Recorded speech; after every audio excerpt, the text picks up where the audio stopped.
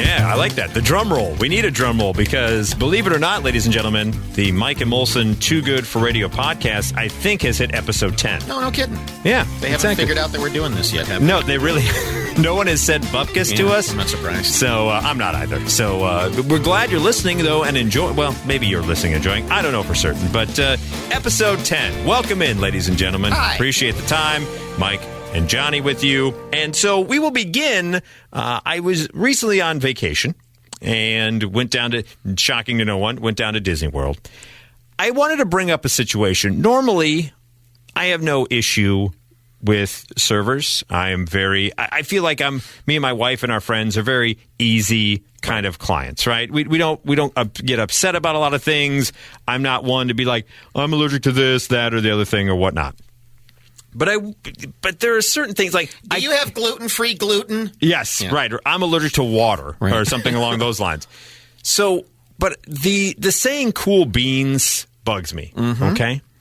So in this particular instance, our server asks, are you ready to order? And we're like, yeah, we think so. He goes, are you ready, spaghetti? Uh-oh. Yeah. And I was like... at Disney? Yes. Okay. But it was so it's at he's talking like a cartoon. Yes, but it's also at an Italian restaurant that's known for their pizza. That's why we go there. Okay. And we're like, are we ready spaghetti? He goes, yeah, it's just kind of my thing. It's kind of a thing I do. Thing. Like so we're like, okay, I guess we are ready spaghetti, but to order. And he goes, well, then do your thing, chicken wing. Oh, stop.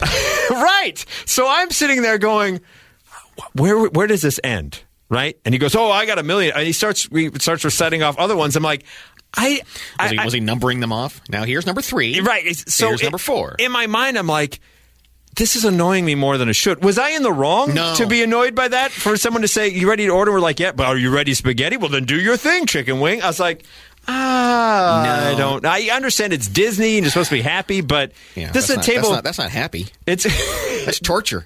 Right. And it's a table full of adults. It's not like if there's children present, I get it, right? If you do your shtick with the kids so they like rhyming. But I was annoyed and I felt bad because I didn't know if I was okay to be annoyed with that.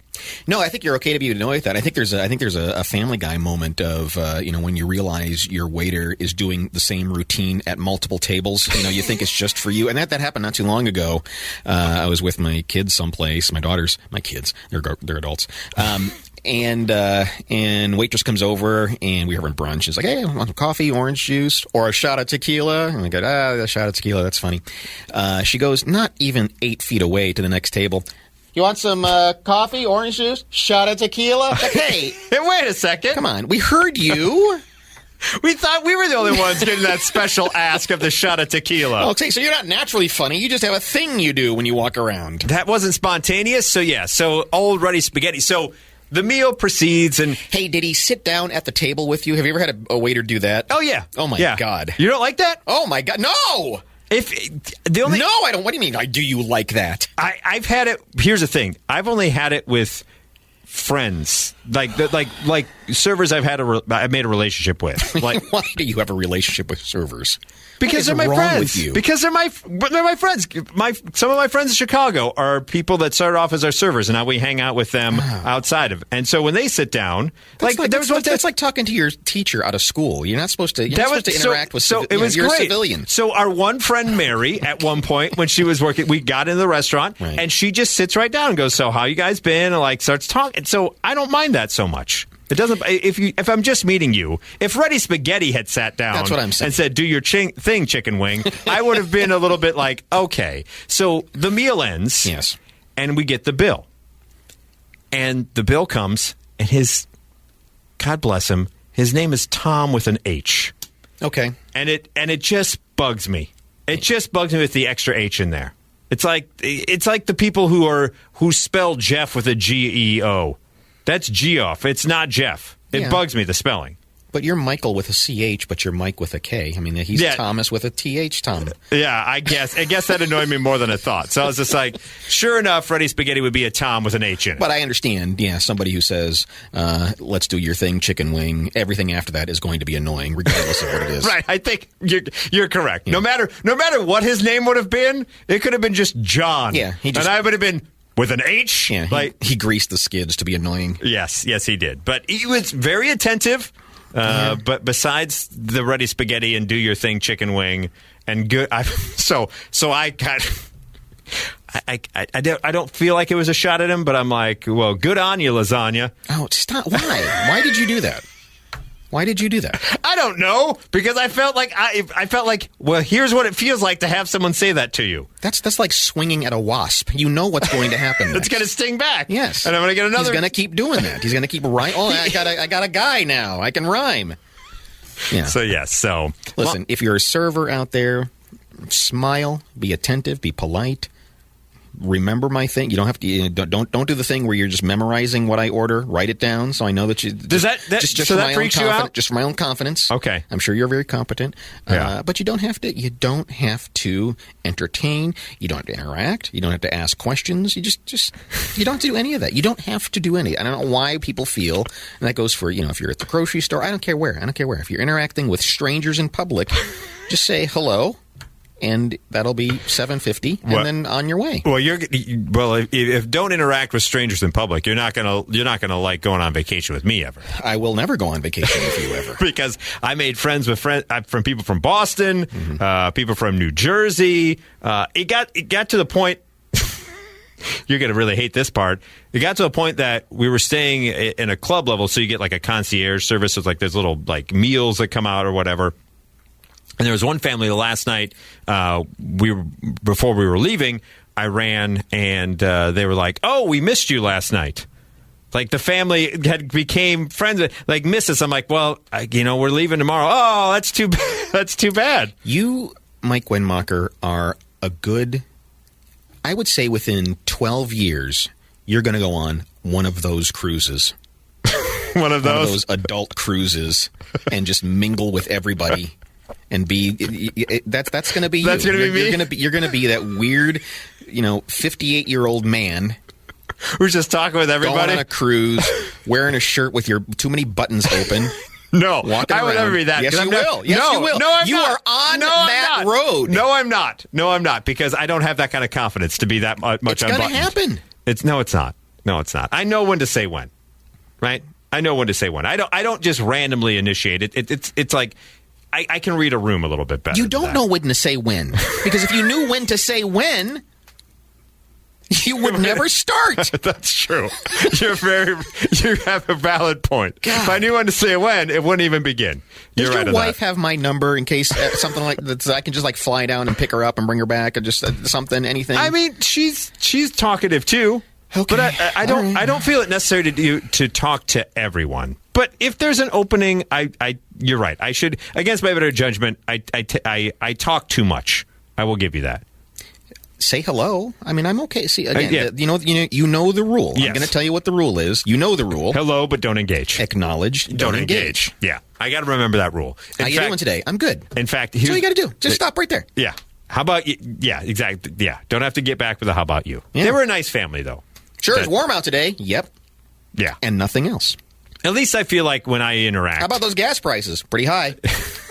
And nothing else. And then stop. And end. Okay. Good to know going forward. Because sometimes that's the gateway to being that guy on that cruise with your shirt open. And I don't want that. I don't want that. You're going to be that.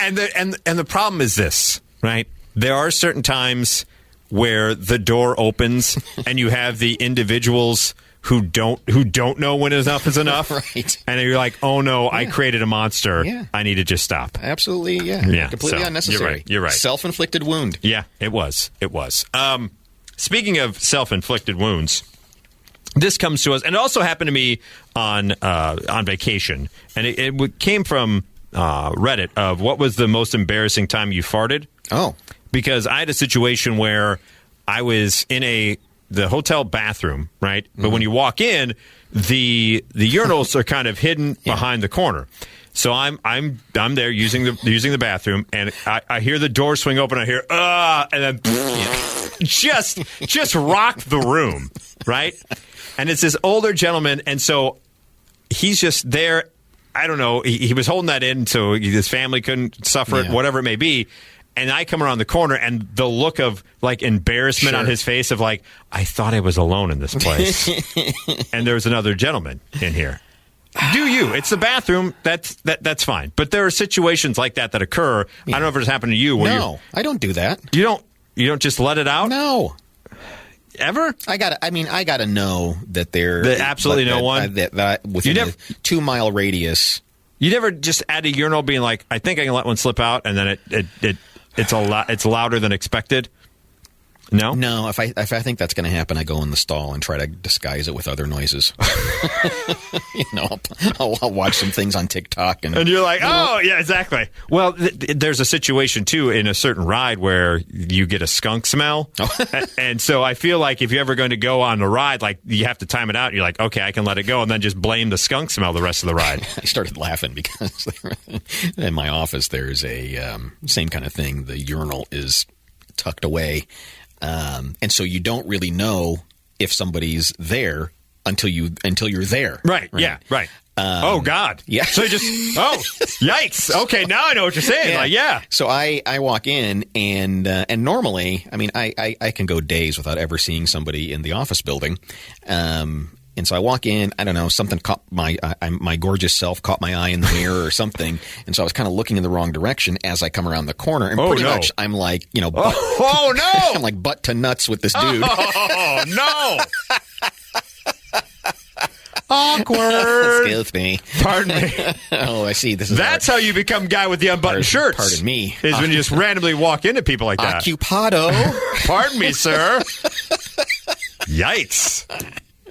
Yeah. Bathrooms. Yeah, that's embarrassing. That is embarrassing. So you don't have any embarrassing where you let the flatulence go? No. Unknowingly? I'd be mortified. Yeah. It's happened to me at an airport before where I feel like I got to get this out before I get on the plane, and I'm sure that it's going to be muffled, and it's not, and there's no coming back from that. You just kind of go, go about your business and hope no one. I mean, if they laugh or whatever, kudos. You're supposed to in that particular situation. There is that phenomenon of if you think you're alone in a room and then you let one go, somebody will always walk in. Inevitably, inevitably, they're going to walk in on you. Moving on here on the Mike and Molson Too Good for Radio podcast, more than me just opening conversations don't need to be opened and also embarrassing farts, there is a story involving Phil Collins. If you recall, something we've talked about before in our times together has been the Phil Collins death stare. Everybody knows the playground urban legend that Phil Collins wrote the song In the Air Tonight because when he was a kid, he saw a friend drown. Basically, you take the lyrics of the song and take it literally. Yes, right, exactly. If I knew you were drowning, I would not lend a hand. So he finds out he sees a kid drown. There was a guy watching from the shore. This is the urban legend. The guy did nothing. He finds out later in life who this guy is, invites him to be in the front row at a Phil Collins concert. Phil Collins sings it right to his face, and the guy has a heart attack and dies. So we've always believed that Phil Collins has these telekinesis superpowers to just look at you and give you a heart attack at will. Yeah, so he's got the Phil Collins death stare. And there may be something to it. Do tell. Because apparently, introduce you to Frank Palla, who is a bodyguard, who says that Phil Collins' ex-wife, Oriana, once paid $30,000 to a black magic expert hoping to gain control over Phil Collins. Yes. Before he kills again. Right. The former head of security said under oath that Ariana had planned to put some substances, referring to a sort of black magic potion, in Phil Collins' wine. She got to the point she was so scared that he would just In the Air Tonight her out of nowhere. Yeah. A lot of people don't know that big drum fill that happens at the end of it In the Air Tonight was actually her using him as a voodoo doll. She just started flailing the doll around. She allegedly wired the money to a man in Colombia for his services. The bodyguard testified, quote, I heard about Mrs. Collins ask another employee of the house to do some kind of magical things and pay for the services, and in return put some substances in the white wine for Mr. Phil Collins. It's like how you believe in black magic from Colombia, whatever you want to call it. He never discussed the situation with the woman, with the wife, said he heard about the alleged plans from the personal assistant. Asked what the wife was trying to do by putting this black magic on Phil, Palla said, quote, maybe trying to empower herself over him. It's not clear. I'm with her on this. It's not clear whether she ever received any substances from her Colombian contact. Palace said he started providing full-time security for her in August 2020, adding that they had known each other for years prior. He charged between $40,000 and $50,000 a month for his team services. However, he said he quit in late 2020 because it no longer take her craziness. Oh, yeah. Collins is battling in court with the ex over the sale of the sprawling $40 million Miami home they shared. The ex claims that she was promised half the proceeds from the home sale, which Collins denies. Does something happen when you get to a certain level of fame and stardom? Because I mean, you hear these things, whether it's, I don't know, Gwyneth Paltrow and her nuttiness, or the conscious uncoupling with Goop, or Tom Cruise going all Scientology or something. It's like you're wildly successful and you're bananas. Oh God, yes. How does that happen? At what point in a relationship with Phil Collins? I mean, I get it because of the death stare. Sure. But do you have to fight fire with fire then, I guess, right? Evil with evil? How many months of $50,000 checks went out the door before he looked at the... Oh, that's true. Before he looked at the bank account and went, what the hell is this? And by the way... Come here, I need to look at you. By the way, Phil Collins doesn't strike me as a dude that could afford a $40 million mansion. Like, why not? Just in my mind, like, he's a big star, yes, but I never kind of put together that Phil Collins had that much money. Yeah, you know what I'm saying? It's hard for me to fathom that Phil Collins is that well off. But a lot of hits, Disney things. The Tarzan soundtrack, the Genesis, solo stuff, Genesis. He's probably got some money. Yeah, and he can kill any banker he wants. That's true, exactly. I'm robbing this place. Boom, boom. All he has to do to go up to them is like, yeah, remember. Right. They're like, here, take all the money, sir. Take all the money. Yeah, he's like a bald British Medusa. He kind of is. You're not wrong on that. No. You're not wrong on that at all. Instead of turning to stone, he just kills you straight up. We move on now to a Dear Prudie that feels to me straight up narcissistic in this particular instance. All right? And maybe an awkward boner alert here in this one. Okay. Is this also a waiter at Disney? No. Okay. No. But you ready, Spaghetti? I'm going to do my thing, Chicken Wing. Okay. All right, here we go. It starts out, my recently ex-boyfriend and I dated for a year and a half and had lived together for a couple of months. When I found out he still regularly masturbates to sex videos of himself and his ex, who is very beautiful and is now a minor celebrity. So she walks in. First of all right, what are you doing? That's alone. Where is this happening? That she can just walk in. Yeah. First of all, I mean, know your like with farting. Know your porn surroundings. Right. Make sure you're a couple miles away. There's no chance anyone's going to walk in. Right. Exactly. Just what are you doing? So she goes, a lot of similarities. Yeah, between needing to fart and watching porn. There really is. It's something you only do. You never admit you do it, and it's something you go in the bathroom. You turn the water on really loud. For either of them, and it should be in and out and done. You shouldn't linger. You got to get out before the stench. Somebody else is in the house, for God's sakes. So she goes, I told him I wasn't comfortable with this and asked that he delete those videos. He didn't want to, but I told him if he didn't, we were through.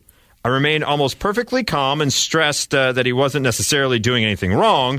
I was just not comfortable with with it personally and didn't want to be in a relationship under those circumstances. He still wouldn't delete the videos, so I did as I said, and I left, moving in with a female friend until I can get my own place again. My feeling is that if he chooses a few old videos over me, his love for me was never what I thought it was anyway. First of all, the recording of yourself doing it, I never understood. No. Who the hell wants to see that? No. And to the point, it's never like a movie. No, it's not. It's not. You don't have the angles. It's just one camera. Why would you even consider that? And then to go back and then do that to that, I feel like that's a straight up narcissist. Yeah, it's like when there's a mirror in the room and suddenly you realize, this is why you keep your eyes closed, because everybody's making stupid faces. Yeah, weird lights snorting off, and pig noises. Lights off. Yeah. The weird thing. You ever been to a hotel and things are going to occur and you don't realize there's a mirror there and you catch and you're like, okay, whatever's going on, we need a different angle because I don't need that. Yeah. So first of all, recording yourself is, I'm like, no. And then to watch it back and do that to your own video is just really narcissistic to me. I guess I'm curious. He says the ex is now a minor celebrity. Right. So was he a celebrity with her? Is that what is that where these videos came from? Or no? Apparently, like, whole thing sounds weird. Yeah, before she became like an influencer, probably, or whatever. There was this video or whatnot. So she leaves the house. He continues to text and leave voicemails, and in one moment being super derogatory to her, but then the next one is he wants her to come back. So she goes, what gets me is... I'll make you a deal. We'll make a movie. Right, exactly. And I'll do that to you. Yeah. So she goes, what gets me is the friend I'm staying with and my other best friends both seem to agree with him and think I should go back to him. What? No. My friend has plenty of room. I'm actually living in her pool house, so I think she just likes that he's rich and good looking, and they don't think I can do any better. But I can't see myself ever being okay with his holding on to and the use of these videos. I doubt his ex would be thrilled about it if she knew either, although she appears to have made the videos knowingly. Am I completely wrong-headed, or do I have the right to make this call? Is what Prudy says. It's interesting. I mean, it's not interesting. It makes sense, but it's not necessarily him watching porn. It's him watching these old videos of his ex. Correct. Is what's bugging her. Yeah. She's stressed, like, you're technically not doing anything wrong, but it's weird that it's you watching you of course with your ex. Because, I mean, what? Look, if he opened his wallet and there was still a picture of her in there, that'd be weird. I would put that under the same category, wouldn't you? Oh, God, yes. Like, if he still had letters of her that she had written or emails or whatever they longingly looks at. So, yeah, it's all weird. You have every right to be like, get rid of those. I don't want those around. If you're gonna watch that type of material, fine. Even though we're in a relationship, as long as it doesn't interfere with what we're going to do at some point. But don't watch that video. She needs to send out like a mass email to her ex-boyfriends and say, "I need dick pics right now." Right. Exactly. We're going to play this game. Go right now. Right now. The first time ever in history that a woman will have asked for those in this particular situation. Yeah.